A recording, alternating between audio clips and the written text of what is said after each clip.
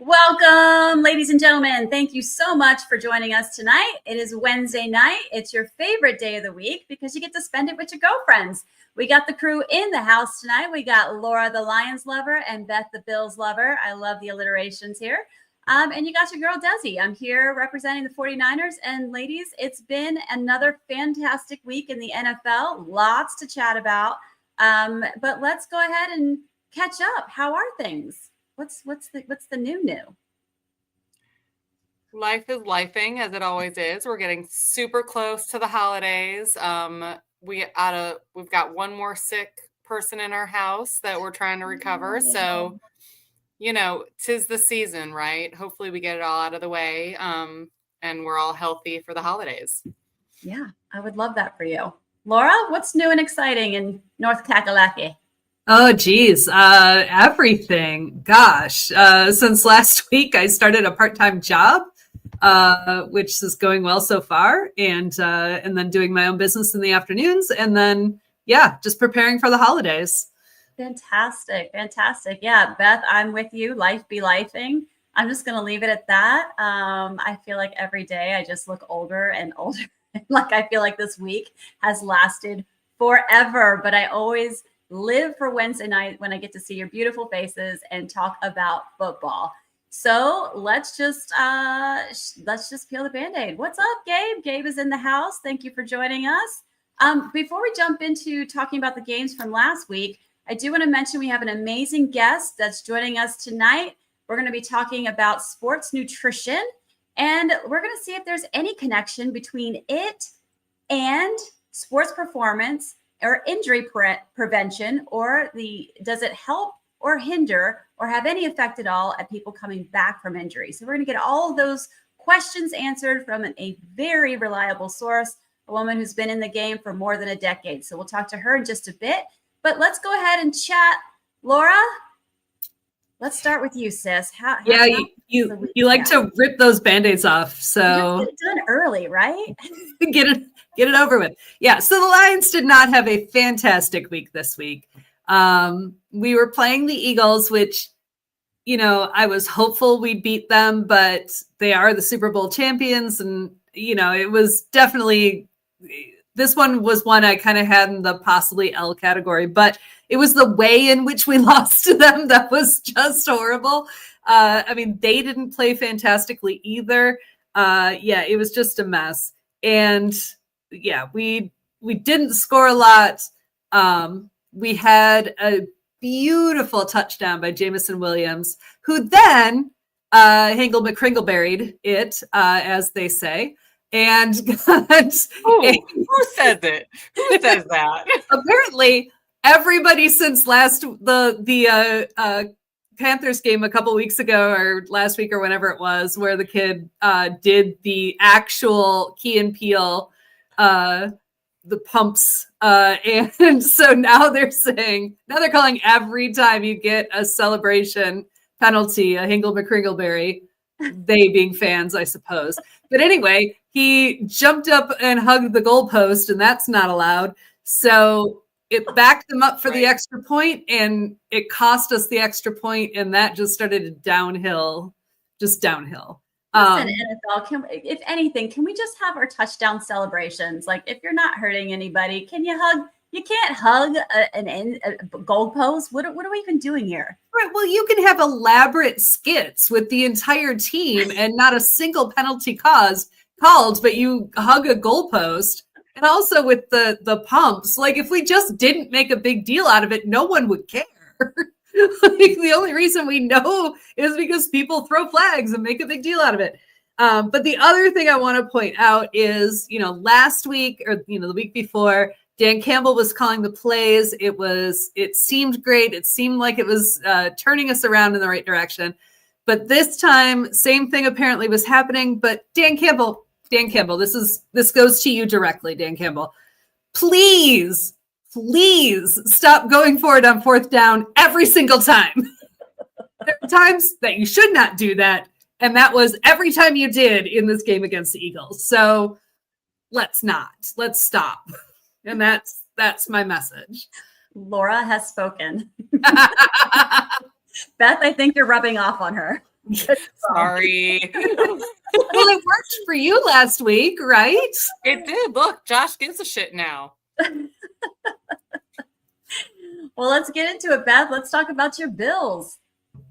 Listen, we are the most bipolar team in the NFL this season. We won against the Bucs. It was fabulous. We are now 7-3, respectable record at the moment. Josh Allen had a stupid game, 3 touchdowns, 3 passing touchdowns, 3 rushing touchdowns. He's the only quarterback in the NFL to do that twice now. Before the age of 30, was it? He was the only. No. This stat is literally the only quarterback in the NFL. Yes, he was the only one to do it last season, and now he's done it twice. 317 passing yards. He did have a couple turnovers, though. Stupid decision making on his part. He called himself out on it as well. Outside of Josh Allen being amazing, Gabe Davis, Terrell Shavers, they also played great games. They made it. Nobody noticed that Keon Coleman sat out the game as a healthy scratch. Young players need to learn that you need to show up for practice. We don't even know if he's going to play next week or play tomorrow at this rate. The last Coach McDermott said we're taking it day by day, and that was today. So I don't know what that means for tomorrow. We didn't miss him, though. I mean, Coleman, I love you. You got to grow up. People are paying you a lot of money to show up. All you got to do is show up. Our defense played better than it has in a long time. Our rushing defense is still pretty rough. The Bucs had, 367 yards of offense, 200 plus in rushing alone. We have got to clean that up. It is still ugly, but we will see what that looks like in the future. All in all, I am very happy with the outcome of Sunday's game. Nice. Well, I have to say, ladies, I have needed something in life to hold on to because life be lifing, like we said. And boy, did I not get the most beautiful nugget of happiness. And it came in threes. So not only did my 49ers just bounce back terrifically from a loss from the Rams and beat the you-know-whats out of the Arizona Cardinals, Brock Purdy was back. Ricky Pearsall was back. I mean, I was living my best 49er life. Everything was great. My fantasy team won despite Jamar Chase, despite, Eddie P getting a hamstring injury, despite getting a -1 for the Chargers defense. I won my fantasy game. And also, ladies, I just want to say, I think I only got 3 picks wrong from last week's picks. So I needed that little spot of joy in my life. So I'm happy. And, to your point about Josh Allen, Christian McCaffrey is sneakily coming up into much conversations about potentially repeating another offensive player of the year. He is now, he's on track to be another 1,000 rushing and 1,000 receptions twice in history, the first one to do that. So he's on track for that. Could be the first. So he racked up 2 touchdowns this last game. George Kittle had a couple touchdowns. We had Sky Moore running in, doing a return, the first at the kickoff. He did the kickoff return, 98 yards to the end zone. It was beautiful. Defense is the struggle bus, but struggle bus. So we need to get it together as we look ahead to week 12, but I am a happy girl. So let's go ahead and welcome everybody in the chat. If you're not here to chat about football, I may boot you out because we don't talk about other nonsensical things. But if you want to sit here and chat football with us, you are more invited to the cookout. Come and join us. We're going to just skim on through. We got some really cool announcements to make real quick of who's in the news.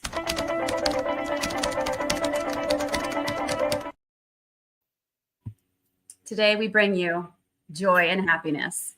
There is good news out here in the internets relating to the NFL. Beth, I'm going to let you announce this first one here because it basically is about one of your Bills players. Oh, it's a new baby. So this all came about. I was super worried because I was looking up some information about the Bills, and it showed that Khalil Shakir was out of practice all week this week for personal reasons, quote unquote. So then I had to started doing some digging and realized the personal reason is because him and his wife just had a new baby girl, Sunny Haven. So she was born on Tuesday. She's adorable. We love her. And Khalil Shakir will be playing in her honor this week in Houston. So congratulations. Congratulations. She's precious. And along in the same lines, Tampa Bay's very own Baker Mayfield and his wife Emily are expecting baby number 2. And looks like it's going to be a boy. So congratulations to the Mayfield family. You know what? This could be such an exciting year for Baker in more than one way. So shout out to them and the Buccaneers for that bit of news. So real quick, we're going to talk about a couple games real quick from this past week, and then we're going to bring on our guest. Ladies, the Browns are at it again. They've got another quarterback. 42. Finally, 42. the 42nd. It's like presidents at this point. It is like the presidents. It really is. The 42nd quarterback of the Cleveland Browns is Shedeur Sanders. He went in the third quarter after Gabriel left the game. I believe it was a concussion. So he is pulled up from the bullpen, so to speak. And it wasn't awesome, but he never had any first team reps. He was thrown in there. I believe he understands how hard it is to be a mobile quarterback in the NFL. Did you guys watch that? Did you see that? I did not watch it. Sorry. I did not either. I had a bunch of other games going on. That was not one of them. I mean, who's going to watch a Browns game? I mean, really. So Browns fans out there, As you said, the tickets were cheaper than a beer and a hot dog. So that's right. Yeah, we could have gone to that game for less than we pay for Sunday ticket. Or the parking. Parking was probably more expensive than getting in. You're right. Exactly. Family of 4. Exactly. So, so that was an interesting game. And other news, the Atlanta Falcons, what are we doing? As we thought when we watched the draft actually happen when they drafted Penix, we are still scratching our heads over why they paid so much money to Kirk Cousins and turn around and draft a quarterback who has now been injured 5 times out of his 8 years with season-ending injuries. I hate that for him. We're taking notes from Cleveland. See how many quarterbacks you can throw on your roster, pay them a lot of money, and get nothing back from them in return. Well, they're acing that. I mean, that is happening. I was watching, I don't know if I sent it to you. I was watching a reel, and it was about the Falcons. It was basically how the Falcons are just giving up on football altogether. Like not this season, just total. We're done with football. But the crazy thing is, Atlanta literally is one of the best places to go to a game. Like the best, so much energy. Super fun. They're super fun. Super fun. It's not. Not in the locker room. Okay. All right, Atlanta, you got some work to do. Yep. So, all right. Without further ado, we're going to bring on our guest. So we're going to intro this. We're technically going to intro this as sports and medicine. We're going to start with our guest, and then we're going to enter into a couple more discussions to follow in the sports and medicine segment, and then we'll follow up from there. So let's welcome our guest into our sports and medicine segment.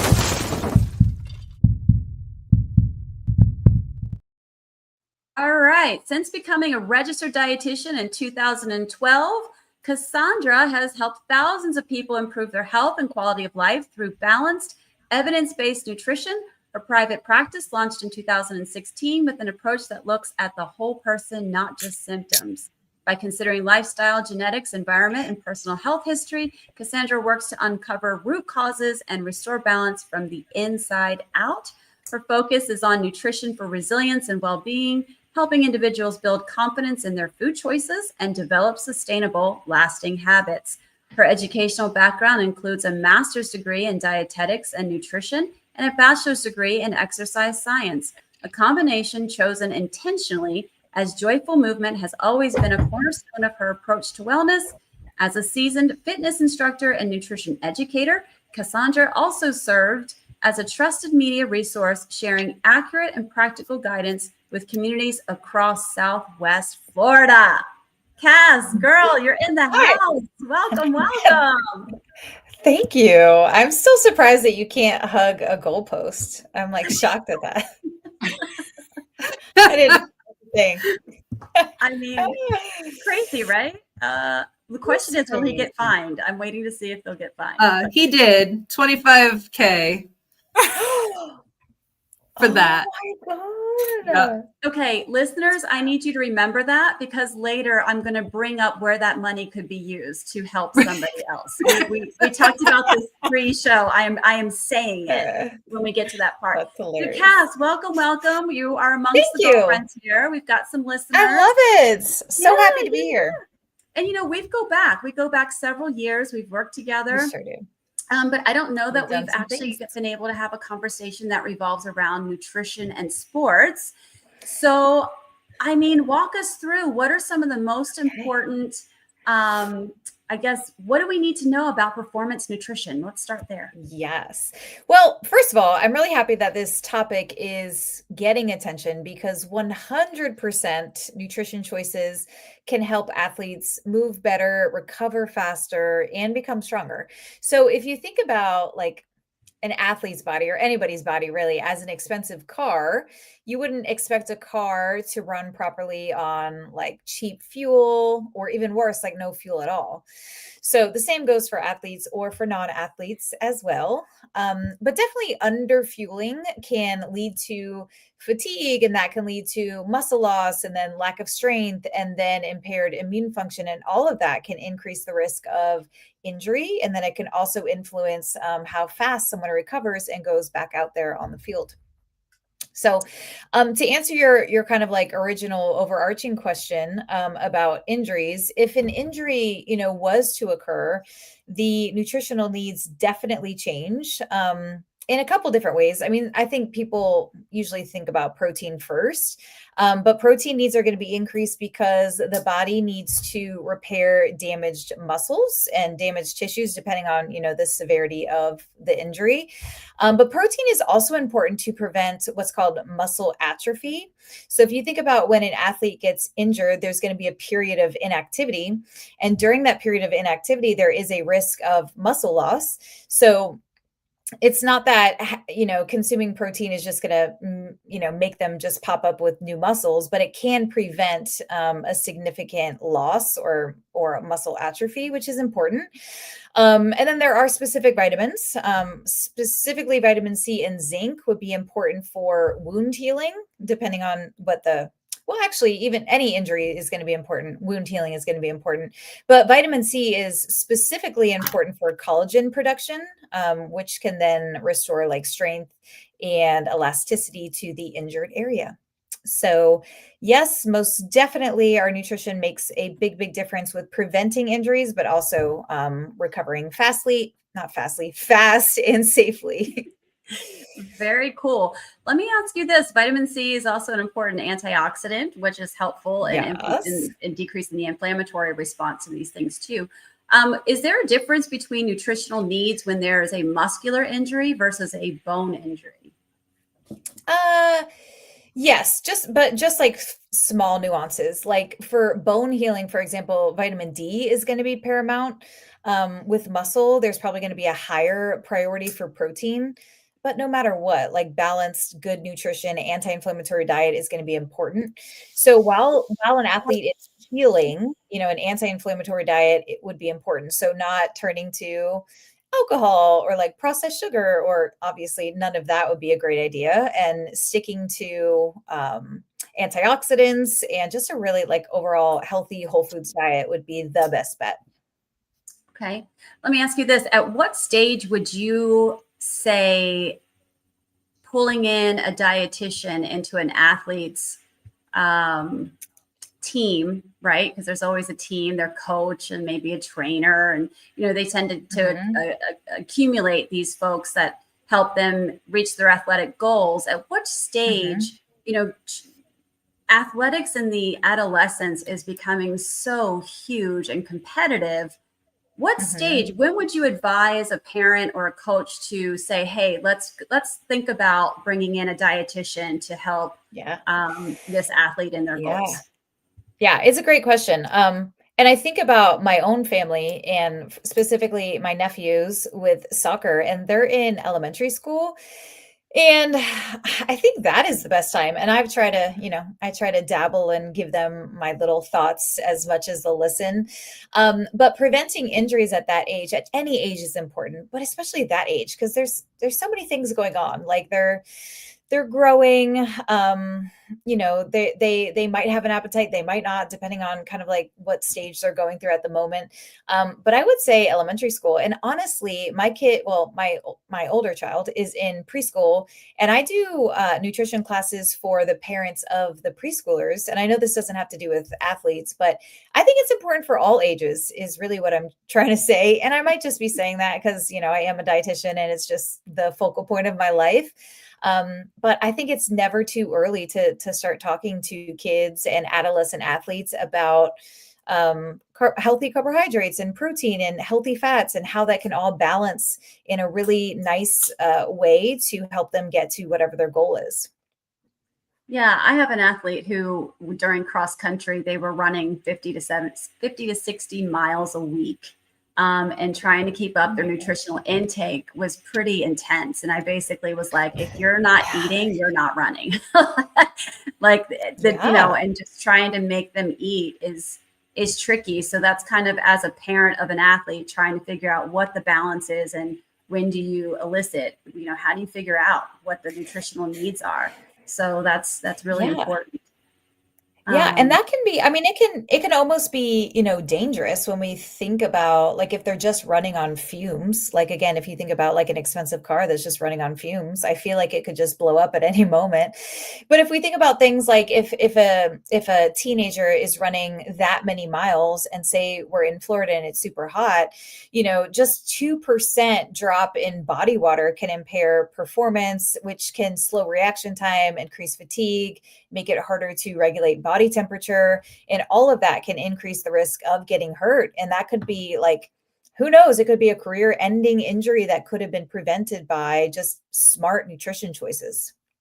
Can that cause hamstring strains? Dehydration? Yes.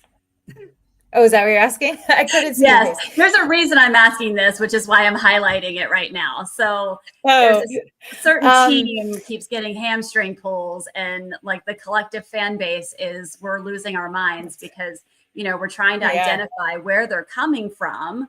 And so I feel like, and I've talked about dehydration being a part of it, but just kind of want to hear it.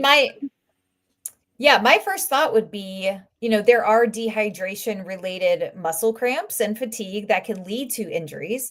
So I would definitely say it's connected. I don't know if it's directly the cause. It could also be, low in electrolytes, if their electrolytes haven't been replenished. But I would definitely say it could be improved by good nutrition. If they want to hire a dietitian, I'm right here if they need me.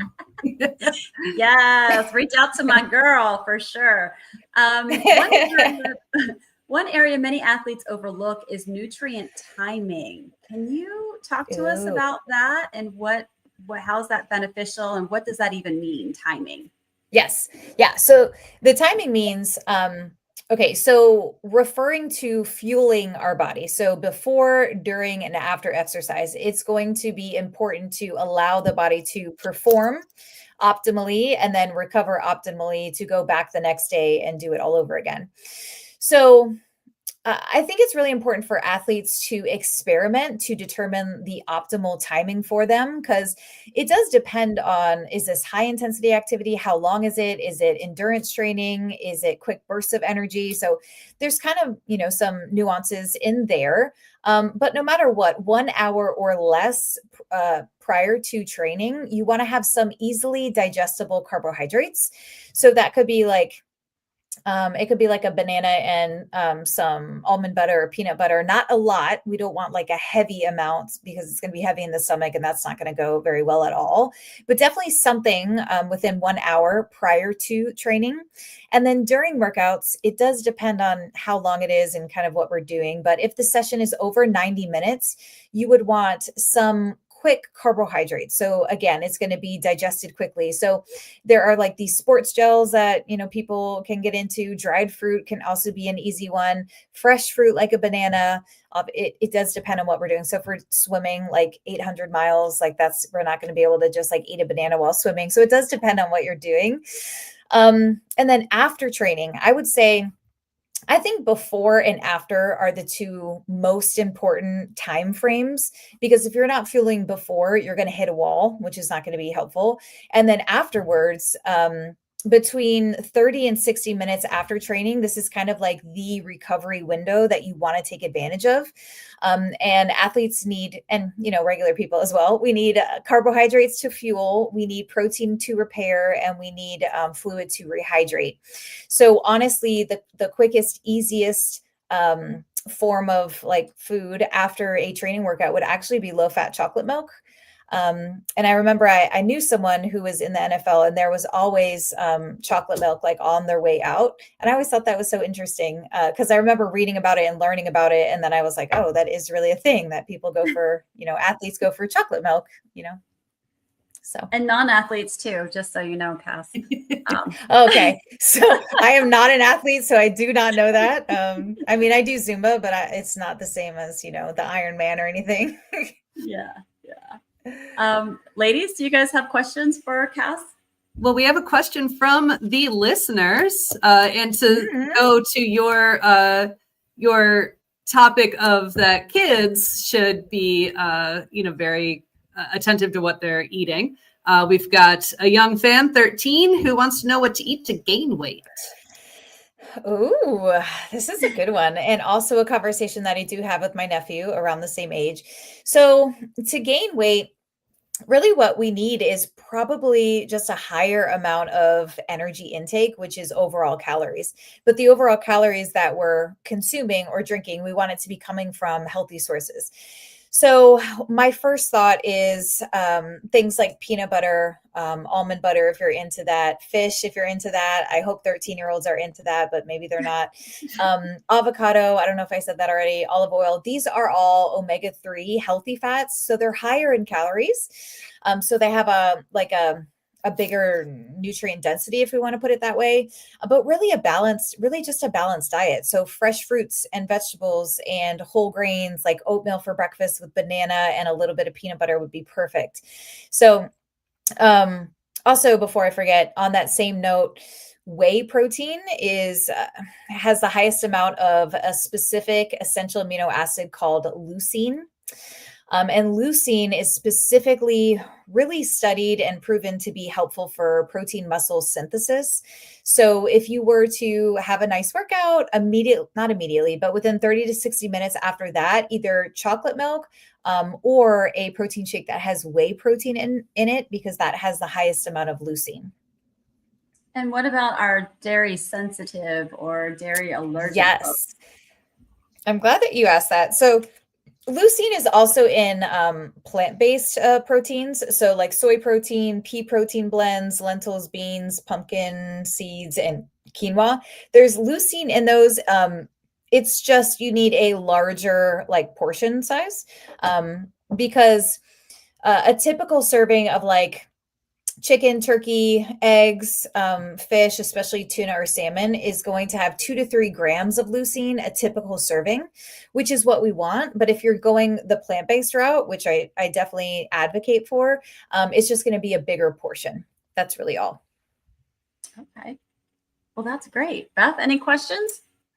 No, I think it's great to hear these conversations because I think back to being a college athlete and the amount of nutritional information that we received was very minimal. I'm like, you got some? I didn't get any. We had a handful of conversations. We did have a handful of conversations, but there was nothing really impressive provided to us, right? Like the coaches did say, make sure you grab like before your 4 a.m. practice, eat a graham cracker in the car with some peanut butter. Yeah. That was probably about the extent. Make sure you eat dinner after practice. There wasn't a whole lot. So the idea of like focusing more time on nutrition and spending time teaching our kids about that, I think is really interesting and important. It's interesting. So you were talking about, and I guess here's a question. You're talking about, whey protein and supplementing and things of that nature. What age is that appropriate for? Is that an adult only type of thing, or can high schoolers do it? At what point can you look into adding a protein? That's actually a really good question. And I've only worked with adults in my life, so I really don't have like an official. I want to say like 16. Desi might actually have more. Do you know? Like, is there like a guideline on that? I don't know that there's a specific guideline of an actual age. I think that for my family, we started when they started high school sports. I felt like the activity load, what they were doing, required something that was quick and easy, and that would be filling that, again, like I said, 50 to 60 miles a week is a lot. And I'm like, you have to have a protein shake. Like you can't not have it, right? Like that's just the quickest way to get it in you. And then eating food 6 times a day on top of that. So, I think you just got to have that conversation with either a dietitian that works specifically with kids, the pediatrician. Again, those are some reliable sources. Do not Google search it. Do not go and ask ChatGPT, because there are conditions that you may need to be very careful about with doing something like that. So please make sure you touch base with your medical provider or a registered dietitian who specializes in pediatrics. Yeah. And I think just to, I don't know, like a final thought, I guess, when we think about athletes, like what they're having on game day is kind of, what is the word? There's this word that my husband uses called lagniappe. It's like this Southern thing. It means like that's just extra. But really what's most important is what athletes are eating consistently and what their daily habits are looking like. And even like beyond the plate, what is their sleep looking like? What is their stress looking like? All of those kind of like pillars of wellness are also important. But game day is just kind of like where they shine, hopefully. But everything leading up to that and then everything after that is really the priority. So carb loading the night before doesn't really make a difference. No, it's probably just going to make someone bloated. I mean, there's going to be some pros. It depends on what kind of sport they're doing. Like if they need all the muscle glycogen to use for their energy source, but yeah, I think that's a little overrated. Love it. Well, Cass, thanks for joining us today. You've come with such, as always, just brilliant comments, insight, and just good information that we can share with all of our listeners. Tell everybody where they can find you for more information. So I have a website. It's cassandragolden.com.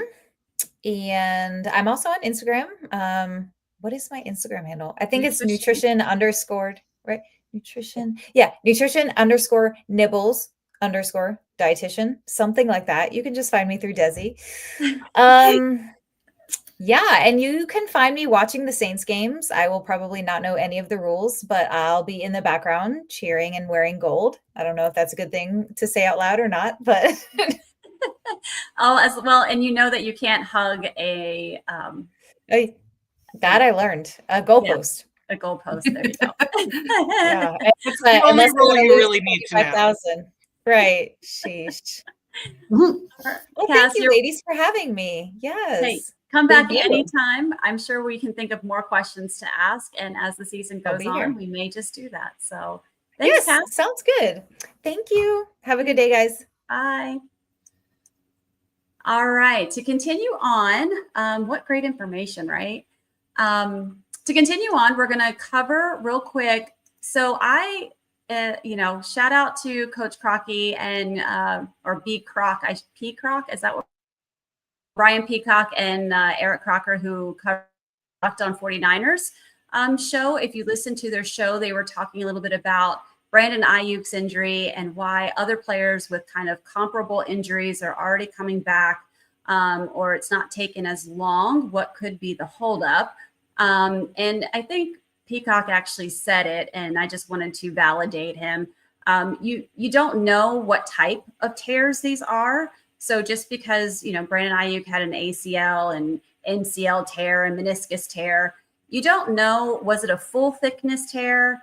And was it a partial tear? Was it, where along the ligament did it get torn?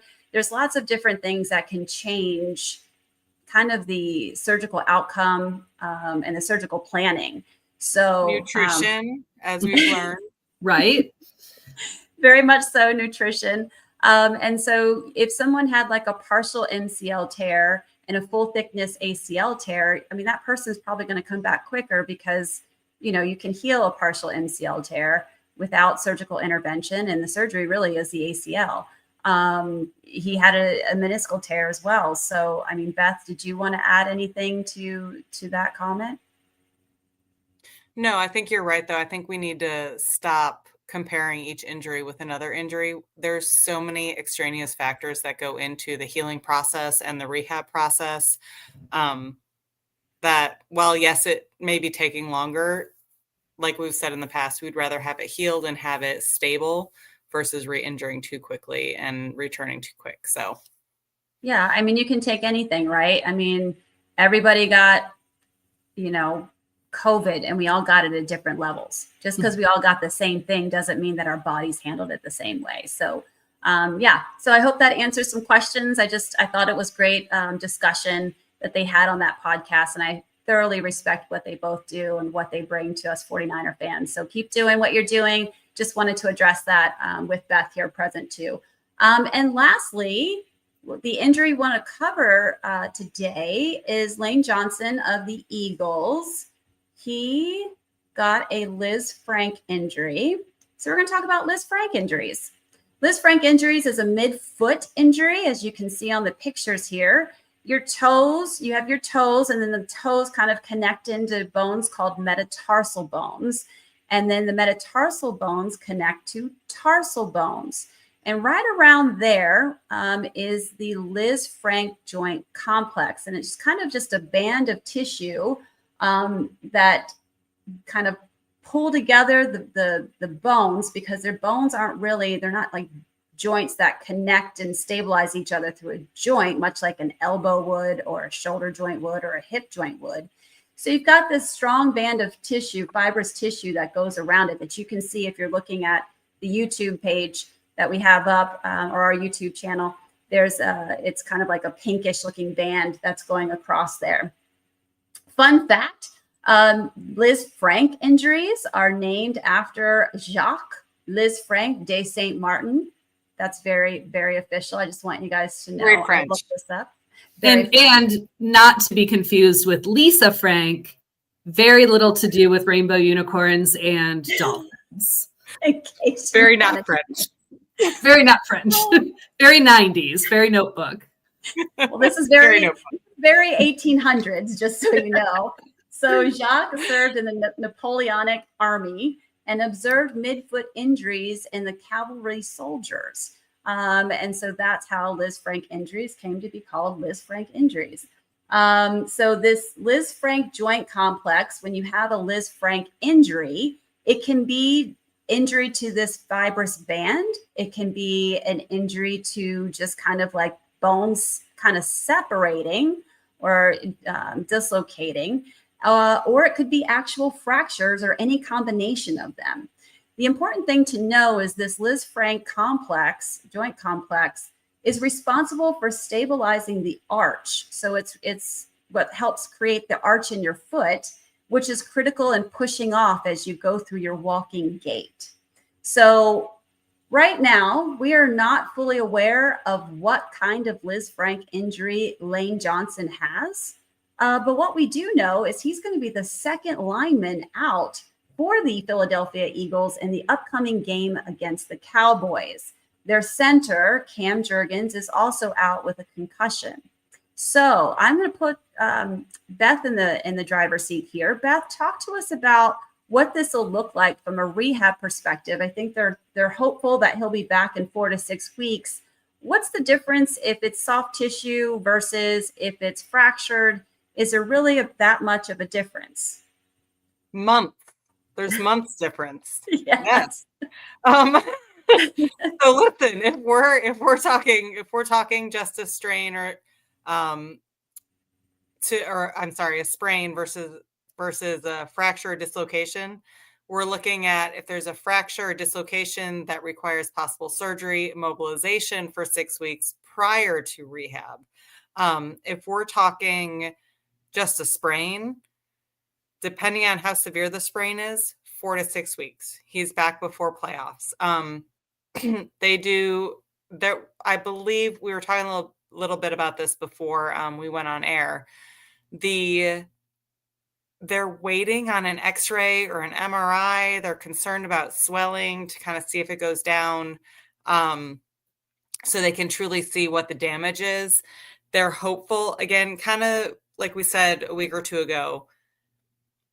The waiting makes me feel like it's probably not a fracture, right? If they thought it was broken, if they thought something was really torn, they would have been in there because they would want to do surgery right away. If they're holding off and kind of pausing, chances are they believe it's not nearly as severe. He was standing and walking on it a little bit right post injury, which is a good sign as well. I know they did cart him off and stabilize at the end of the game or later on, but that initial injury where he was able to stand and walk on it is a good sign, right? What we're looking at from a rehab perspective, we want to just stabilize, decrease the inflammation, get whatever swelling that they're talking about that they're worried about down, get that fluid out so that the body can heal, right? And then they will start loading that joint as quickly as they can. Active range of motion, trying to just get him moving. Within 3 to 4 weeks, they're going to be doing push-off activities. They'll do taping strategies on his foot to kind of help stabilize and prevent any more injury. They have fibercarbon inserts that they couldn't put inside the shoe to also provide stability. So they've got ways to stabilize and allow him to return to play much faster than you or I would return. So hopefully it's just a small injury, just a sprain, and he can come back quickly. Perfect. And to answer the question from YouTube, yes, in fact, Beth is a doctor. You should listen to her. Emperor onesies. I love the name, by the way. So Beth is a doctorate of physical therapy, and I'm a physician assistant. And together we have 50 years of practice between the two of us. So. Yeah, I just renewed my license, and it made me feel really old. So yes, longer than I feel like it should be, but. And I'm just here for comic relief. And so much more. Don't let her. From a medical standpoint, everything else. But on that note, let's move it right on along. We're running out of time as always. I feel like, how is this already almost up an hour? But real quick, I wanted to say that how much did it cost to hug the goalpost? A little over $25,000. So my joke was Lane Johnson, poor guy, from what Beth's researched and we've looked up. It doesn't seem like an x-ray's been done. Doesn't seem like an MRI's been done. Why? I would not know. Maybe they have, maybe they're just not, maybe they're keeping the cards close to hand, but an x-ray is literally not that expensive. An MRI out of pocket for a foot might be $200, which is a lot to a lot of us, but to a Super Bowl organization like the Eagles, bro, what are we doing? So I do understand you do have to wait for the swelling and stuff to come down to have a valid look at the soft tissue, but can we get an x-ray? Can we just get an x-ray? Can we just take a look anyway?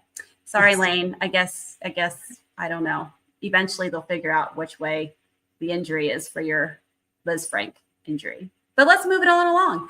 We have an incredible fit to show you this week. And it's probably because we are so excited he's back to be QB1. Let's go into Rate the Fit.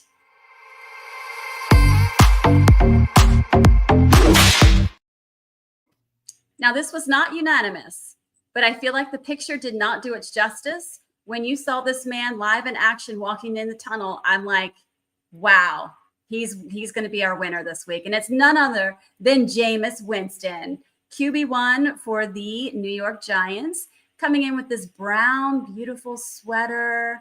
And he's got these black pants on, but he's got that $1 million smile that only Jameis Winston has, and these awesome sunglasses. Ladies, what are your thoughts? Oh, yes. I mean, oh, yes. Like, first of all, he's just happy to be there. And I love, that's confidence. But yeah, I mean, it's just classic. It looks great. Laura, did you actually vote for Jameis this week? I did. I was shocked by that because usually you're like the suits gal. But I guess of the ones that we put up there, it was comfy clothes edition. It was comfy clothes edition. And this for comfy clothes, like he could show up at the office and would look just fine. But also could go out on a date. Like this is, yeah, it's just a classic outfit. Love it. Beth? He's just so fuzzy. He's so fluffy. I just want to cuddle him because he's fluffy. Yeah, that part too. I will say, shout out to my girl, Christina, because she is super sleuthing. Like she went through picture by picture. And if you go back to our Instagram page, which is Girlfriends in Football, if you go check out our Instagram page, you'll see all of the people who we selected for contention this week. And one of them was King Henry. So he had sparkle shoes. She picked out that he had like these rhinestone studs on his shoes, which I didn't pick up. And then she picked up, someone had, was it, I can't remember which player it was, black shirt, but he had 2 crosses. Yes. And she made a comment about that too. So shout out to you, Christina. You're really, I love the intention behind all of your votes. Like you're really in it. And I appreciate that. So check us out on Instagram where you can always see who's going to be coming up next week for Rate the Fit. Put your vote in and then watch us next Wednesday as we announce the winner. So ladies, it's back over to you for our cocktail mocktail of the week. Yes! All right. What do we got? Well, I had to pick. So listen, I picked this drink a while ago, and then I realized it was my enemy team. So I had to find a good week to drink it, which would be a week that they are 5-5 and now out of playoff contention for the moment. It is the Kansas City Ice Water. It is vodka, Riesling, chamomile syrup, lime juice, sparkling mineral water, a Topo Chico or something similar, and some lime. It is actually very good. And I'll be honest, I did not have chamomile syrup. I had some lavender syrup and I figured a flower is a flower, close enough. So, it's been a week and that's what I had in the fridge. So please take every cocktail with a grain of salt and feel free to adjust as needed because it's very good with lavender versus chamomile as well. I love lavender. And also I realize our graphic says recipe follows for the chamomile syrup. and the recipe does not follow. It doesn't. But pretty much all that is brew it. Oh, okay. Go ahead. Well, it's super easy to make. There's even a hack if you don't want to take a lot of time. Literally chamomile tea, and then equal, just a tea bag or maybe two if you want it strong, and then equal parts sugar and water, like a cup and a cup. Just boil the water, pour it over the sugar, and stir while the tea bag's in there, and then let it sit for some time until it's all nice and dissolved, and bam, it takes a few minutes. It's no more time than actually making like tea. So, and then just stick it in a container and put it in your fridge, and you'll have it for a little while. I'm always impressed by you ladies. I just don't have the effort. If I can't just crack one open, if it's not already made for me, if I can't order it, I am just not great at making these things. I don't know what half of these ingredients are. But here on to the mocktail, which is my speed. So let's talk to me about the mocktail. So it's basically a gin and tonic without gin, right? So it's tonic water, juniper syrup. Again, I clearly have not made this one because you have to make juniper syrup as well, and lemon juice. Very simple, but again, refreshing, light. That's all there is to it. Like I said, I'm trying to keep the drink simple this season. And you could make this with any syrup, just like yours. The juniper will give it the gin flavor, but if you just want a refreshing drink with whatever flavor, especially botanical flavor, it's gonna be tasty. Very good. So if you make if you make the chamomile syrup that for the other drink, you can use it twofold. Absolutely. I just want to remind you guys, the holidays are coming up. If you're looking for new recipes to utilize for, obviously the mocktails for maybe your younger folks that are in the house or those who don't drink alcohol. And then of course you have the cocktails for the others who want to turn up a bit. We've got great recipes. Go to our Instagram page or our Facebook page where we do put these recipes up every week. And you are welcome to take as you need and utilize them in your holiday festivities. So, all right, on to week 12. It is on and popping. Ladies, we've looking at the end of the season. I can see the light at the end of the tunnel. The playoffs are just around the corner. So let's get into it. Laura, take it away for week 12. I would like to point out, this is difficult because there are some injuries, some things that are happening that we don't know when we place our picks on Tuesdays. Right. So we're just coming out of the Monday announcements of the injuries, right? So we're kind of I struggled with a couple. So Laura, take it away. Who did we pick for week 12? All right. Well, we start out the week strong. Thursday night tomorrow, the Bills and Texans. Desi, you're going to need to explain yourself. I thought you were my friend. Listen, Beth, you're kicking my ass in picks. I got to start really thinking about who's going to win, who's not. Texans have the number one defense in the NFL. And so really that's what it comes down to. Can Josh Allen get past the Texans? The Texans beat my 49ers. The Texans have beat, their defense, it's D'Amico Ryans, peoples. If anyone's going to do this to the Bills, I think it's going to be Texas. So I hated to do it. Trust me, did not feel good, but it did feel good to only have 3 games wrong last week. So I'm trying. I'm now the competitive streak's coming out. I gotta move up. Yeah, you're ready. The reason why I disagree with you is because Buffalo only loses to bad teams. That is fair.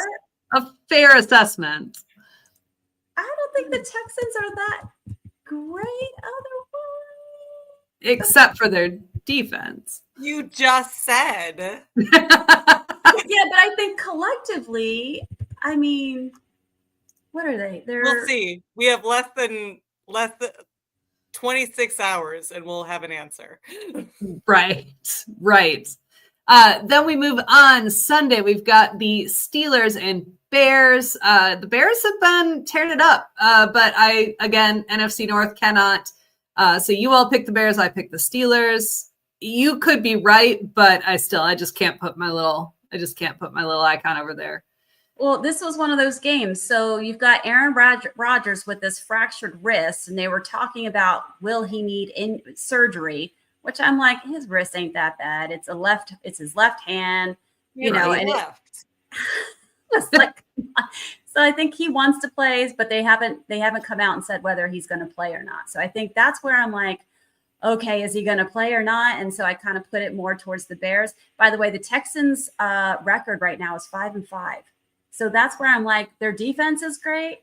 So it's still iffy. So it's just, Beth, I want you to know it was iffy on that game. Carry on. Yeah.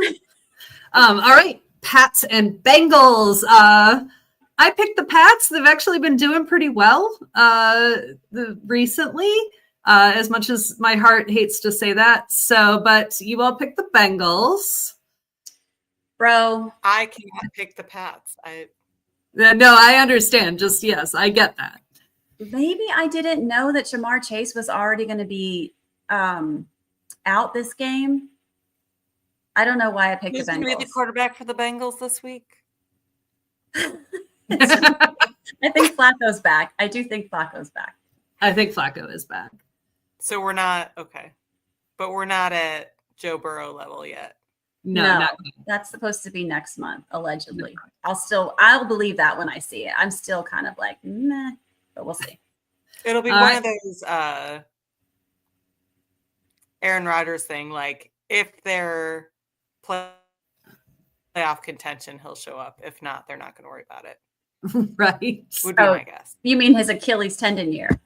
Yes. Yes. Yeah. Yes. All right. Then we've got the Giants and Lions. We all picked the Lions, hoping for another comeback victory this week. We do tend to do that. We don't really lose. Giants. Yeah. Also, it's the Giants.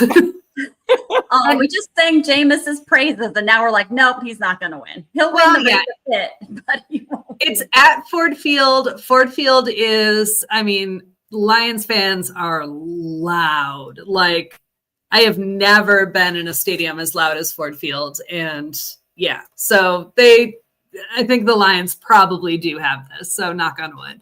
But Dan Campbell, don't go for it on every single fourth down. Like, every once in a while you should kick and get the point. just do it. Some, yes. All, no. All right. Vikings, Packers. This is a tough one for me because I have to pick somebody. But I'm better off if the Vikings win than the Packers or the Lions are. So I went with them. Desi, and Beth picked with me. And Desi, you picked the Packers. JJ McCarthy's been stinking it up for the Vikings, man. I don't know. I'm going to put a little more faith in Jordan Love for this one. Just a little. And plus, you still got Micah Parsons on the other side of the ball. It's going to make life very difficult for JJ McCarthy. Yes. Yes. But they need to win. True. Very true. All right, Seahawks, Titans. We all picked the Seahawks. I don't think that's a big surprise to anyone. Colts, Chiefs. We all picked the Colts. I also do not think that's a big surprise to anyone. I don't know. I was a little tricky on this because Spags is a great defensive coordinator, like amazing. And we've seen the Colts kind of fall apart before. And then, the Chiefs, it's an Arrowhead. I almost wanted to pick the Chiefs, not going to lie. I mean, I can absolutely see the Chiefs taking this game. I think this will probably be one of the best games to watch. Agreed. This week. But again, I can't pick the Chiefs. And if they could end up with a losing record, that'd be flipping amazing. But wait, isn't there like a thing with whoever we highlight? We may run this cocktail back next week if they're 5-6. Is it a thing? Because I haven't paid attention. I feel like you guys have said it's a thing when we highlight a team for the cocktail mocktail. Is that true? There's whether it's the team or the player, there's been the occasional where, the next, like for instance, we did Sauce Gardner and the very next week he was traded. So it's a good thing we did it then. And then like the Lions, they lost last week after we did it. So yeah, there's been some, I don't know if it's a, for sure thing, but it's definitely not always lucky. All right. Jets, Ravens. We all picked the Ravens. I mean, they've not been having a great year, but the Jets are Jetson. They're not doing great either. Can I let you guys know how much wrath I caught from my husband when the Ravens won? It was one of the games that I did not get right last week. And my husband let me know thoroughly. Hi, babe. Thanks for listening. Love you. I mean, sometimes we get them wrong. Sometimes we do. All right. Browns with their brand new 47th quarterback versus the Raiders. You all went with the Browns. I went the Raiders. I have absolutely no horse in this race, so it kind of didn't matter to me, and I sort of threw a dart, but we'll see what happens. Listen, the Raiders, I watched that game the other night. They did not look like they wanted to play football. Like, they were like, oh, someone running past me. Hi. It was. It was awful. They could get their heads out of their rear ends and do it. So you never know. I feel like Max Crosby's lost muscle mass. Like, this is where I think the Raiders are. So all right, Jags, Cardinals. You all picked the Jaguars. I picked the Cardinals. Again, this is one that I was like, could go either way, but yeah, that's what we did. All right. Eagles, Cowboys, hot on the heels of their win last week. We think they're going to beat the Cowboys, of course, with the injury that we showcased, but I still think they could beat the Cowboys. I don't know. You guys saw CD Lamb and who was it? They didn't start the game.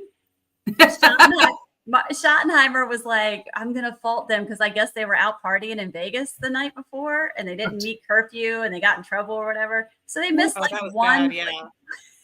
As soon as that thing was done, they were back out there and they caught every single ball carrying on. Anyway, I just right. Yeah. So we got a NFC South matchup, Falcons Saints. You all picked the Saints. I picked the Falcons. I mean, neither team is really oddly lighting it up this year. So, yeah, it could go either way. I mean, the Saints are a little bit worse, perhaps. I don't know. I feel like the Saints, I don't know why. Falcons have lost their soul. They definitely lost their quarterbacks. So. Well, and they'll be at the Superdome, right? So... And they'll be in New Orleans. And I mean, this is always a good game. They're all like the rivalry and the hatred is deep between these teams. Right. For sure. But I don't know that with the last couple of losses that the Falcons have had and then losing Penix, like I think they're just hoping to see the end of the season right now. Right. They're ready to quit. I think the Falcons are also out their first round pick this year because of the trade from last year. Right. They would have had an 8th overall. Right. Yeah. So the Falcons are done playing football for the foreseeable future. For the next 5 years. I mean, they can go sit with the Jets. They have to show up on the field, but they might not really put their hearts into it. The Buccaneers Rams, which is the Sunday night game, right? That one, Beth, you picked the Bucs, and Desi and I picked the Rams. Listen, that's going to be an incredible game. That's going to be a game of the week. It's going to be a great game. It will be. The Bucs are no joke. Like, and I've said this in the past that like I feel like I have a hard time gauging the Bucs, but they're no joke. I mean, they're the real deal. So I think they'll take the Rams, especially after losing last week to the Bills. True. I think they're gonna. But the Rams have been on fire too, and Matt Stafford, he's really having like the year, a really great year, especially for being a veteran. So yeah, I don't know, and it's going to be in LA. Can we start just calling all of us veterans instead of old? Yes, I'm here for it. He's still significantly I'm younger now than just me. A veteran from here on out. Veteran. You're just a veteran at life. You've done it. You've done it well. Oh, all right. God, that's awesome. And then Monday night, an interesting matchup, more interesting than it probably should be, but we've got the Panthers and the 49ers. And now we all picked the 49ers, but this was a tough one for me because my neighbor, very good friend, Julie, is a huge Panthers fan. So I'm actually hoping to have her over to watch the game on Monday night. And I might film some of her reactions and post them to our socials because it'll be interesting. I'm calling this the thank you for Christian McCaffrey game. Don't tell your friend that. Well, right. No, she knows. She's aware. She's like, why does every player that was on our team go to another team and get really good? But did you see the promos for this game? I'm like, who did the graphics for this? It was trash. I was like, what? This is how you want somebody to get hyped for Monday Night Football? Collectively, I think Monday Night Football games this year has been trash anyway. Sorry. I'm starting to like Thursday Night Football when I used to not like Thursday Night Football. Am I the only one? I mean, well, there have been definitely a handful of Monday night games this year that have just been snooze fests. Yeah. I don't know. Anywho, It's been a weird football year, though. I feel like there's not like a strong front runner. It really has been. It really has been. So that's all the picks. So please in the chat. They are not the teams that we thought were going to be. Well, yes. They're not the teams that we anticipated. That's true. That are running the show. So nobody's like, who thought that the Panthers would actually be contenders? Like, who thought that? Right, it'd be fun to watch. Right, Daniel Jones. Like what? Yeah, it's been a weird year. Very weird year. And Chiefs 5-5, Buffalo second, where they are. The Patriots with a no-name quarterback from nowhere, like right. But don't tell fans, because fans of that guy, man, they'll talk to you for days about everything he's ever done. How about the Chiefs? If it were to end today, they wouldn't make the playoffs. You're right. welcome, Gabe. You're welcome, Gabe. So, all right. Well, that wraps up our week 11 recap, week 12 preview. Thank you so much to Cassandra Sampson again for being our guest this evening. We hope that you guys learned a little something, laughed with us, got you some recipes to get you right for the upcoming holidays, upcoming game day.